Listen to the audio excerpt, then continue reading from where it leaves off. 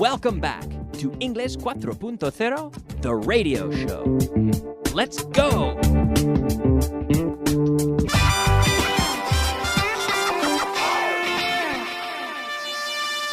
Advanced. Hello, friends, and welcome back to class number 132, the advanced portion of the class now.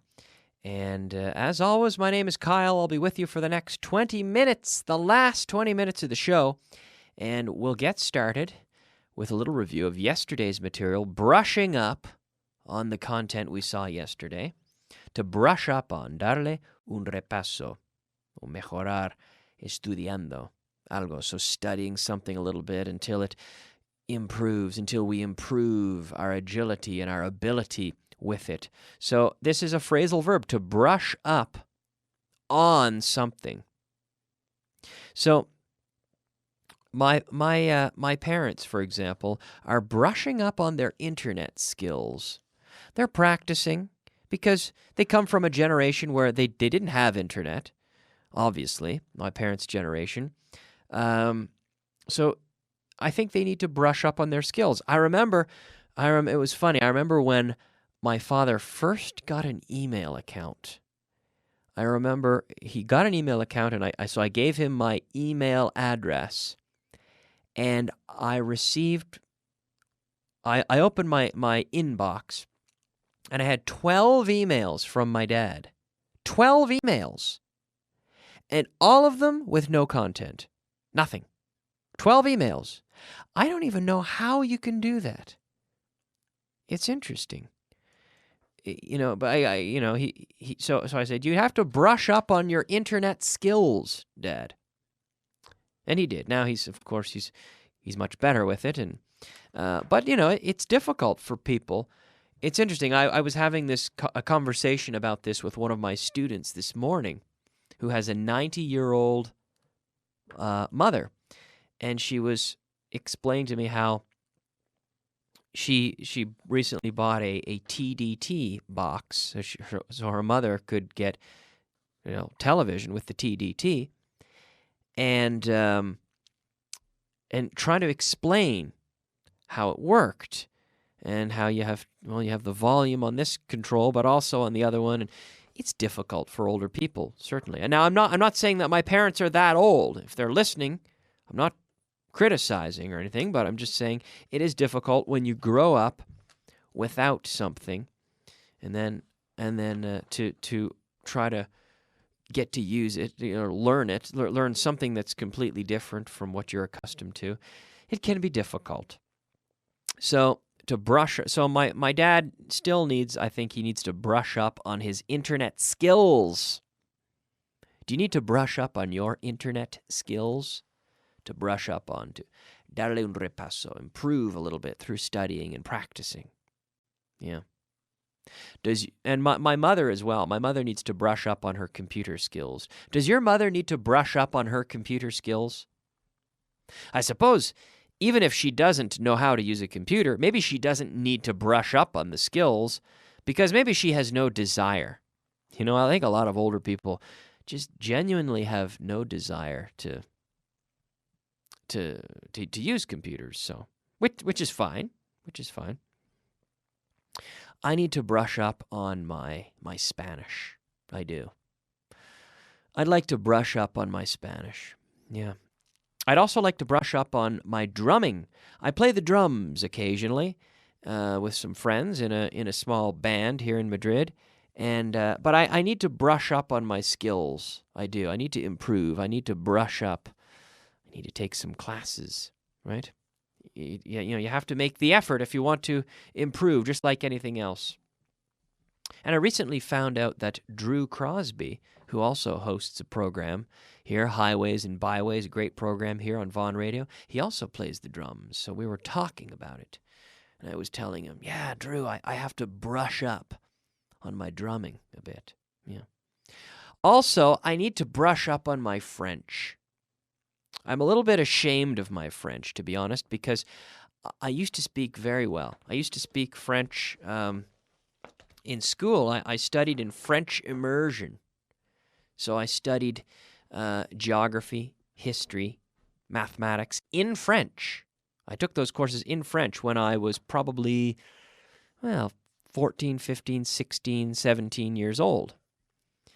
And so the problem is, since then, my French has really deteriorated because I haven't been practicing. So 2 years ago, I rented a car. I went to the north of Spain. I rented a car in San Sebastian, and I drove into France. And I drove to France. I was near, I believe it's called Pau or Pau. I'm not sure on the correct pronunciation. I was somewhere around there, southern France, and not far from the Spanish border. And I was stopped in a routine traffic stop. And I thought, okay, French police. Okay, I'll use my French. So I said, in French, I said, "Good afternoon, officer." Now this, I hadn't done anything wrong. It was just a traffic, sort of a traffic control. There was actually an event happening in a certain area, and they were regulating the cars. They weren't allowing certain cars to pass, and only certain authorized people were allowed to go into this area. So they were talking to all the drivers, and I thought, wonderful. I haven't spoken French for a few years, but I'll have a chance to use it right now. So there were 2 officers, actually, and I said to the first one, "Bonjour," hello, and I started speaking. I thought I was doing okay, and as the conversation went on, I understood everything he was saying, but then the one officer turned to the other and said, in French, of course, "Do you speak Spanish?" And I said, "No, I'm speaking French. I'm speaking French." So evidently, I had been speaking half French and half Spanish, mixing in Spanish words, and it was evident to him that I was speaking Spanish, and I was a bit ashamed of my confused French that day. Anyway, to brush up on, I need to brush up on my French. Yeah. So you're listening to this radio show to brush up on your English, right? Are you brushing up on your English? I hope so. All right. Let's take a few minutes now and review our translation list. Translation. All right, friends, it is time for translation list number 44. That's right. We saw this yesterday, but now we'll spend a few minutes reviewing yesterday's list. Number 44, so out loud, en voz alta, out loud with me. Number 1, él no se presentó hasta mucho más tarde. He didn't show up until much later. He didn't show up until much later. Number 2, ¿cómo se supone que debe hacerse? Yes, a passive structure here. How is it supposed to be done? How is it supposed to be done? Supposed to. How is it supposed to be done? And now, going back to that first sentence, he didn't show up until much later. Show up. Do you remember that phrasal verb? Presentarse, to show up. He didn't show up until much later. Okay, now number 3. Prefería jugar al tenis que ir al dentista. Yo también, ¿no? With the contraction? Okay. I'd rather play tennis than go to the dentist. Now, I'd rather play. I would rather, but I'd rather. Infinitive. Prefería. I'd rather. Infinitive. Okay? So there's no to there. It's not I'd rather to play. Okay? I'd rather play. I'd rather play tennis than go to the dentist. That's true. I don't really like tennis a lot, but I'd rather play tennis than go to the dentist. That's for sure. Would you rather be an eagle or an elephant? I'd rather be an eagle. Oh yeah. Why? Well, because they can fly and they're very graceful, I suppose. Would you rather be an eagle or an elephant? Would you rather be rich? Would you rather be rich in Greenland or poor in Spain? Yeah, there's a good question. A lot of people would say be poor in Spain, and a lot of people would say be rich in Greenland. It wouldn't be so bad to live in Greenland, be rich in Greenland. That would be nice. I'd rather. Infinitive. Okay. Number 4. Así soy y no lo puedo evitar. That's how I am, and I can't help it. That's how I am, and I can't help it. Number 5. Déjame esa decisión a mí. Leave that decision up to me. Leave that decision up to me. Number 6. Avísame en cuanto estés listo. Let me know as soon as you're ready. Let me know as soon as you're ready. Number 7. Hay muchos factores que influyen en mí. There are a lot of factors that influence me. Yes. Number 8. No dejes que ello te deprima. Don't let it depress you. Don't let it depress you. We can also say, don't let it get you down. Yeah. Number 9. Tardé un año en acostumbrarme a la comida.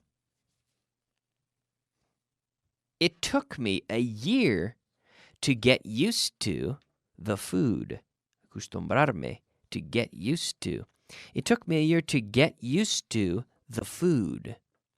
Now, you could say to get accustomed to, but it's much more common to say to get used to.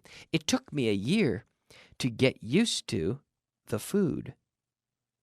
Okay. Number 10.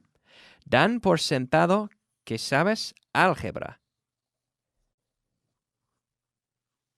They take for granted that you know algebra.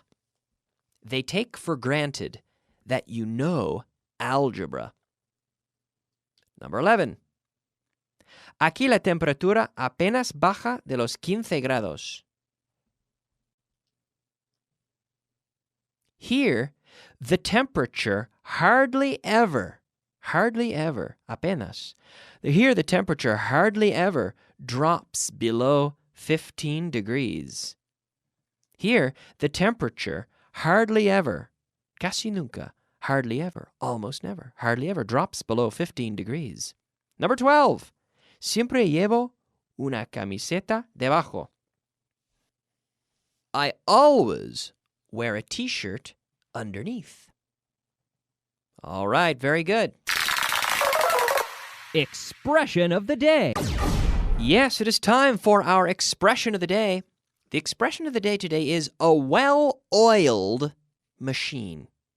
Now, if a machine is well-oiled, means it is lubricated. It runs well. So it operates efficiently and effectively. So a well-oiled machine is an expression that means something works well. It's efficient, an efficient system. Okay? An efficient system. But even it could be an office. That office or that team, they're a well-oiled machine. They're efficient. They get things done quickly. And by using the minimum resource, they're very efficient. They're a well-oiled machine, or it's a well-oiled machine if something works well and is efficient. A well-oiled machine. That's our expression of the day.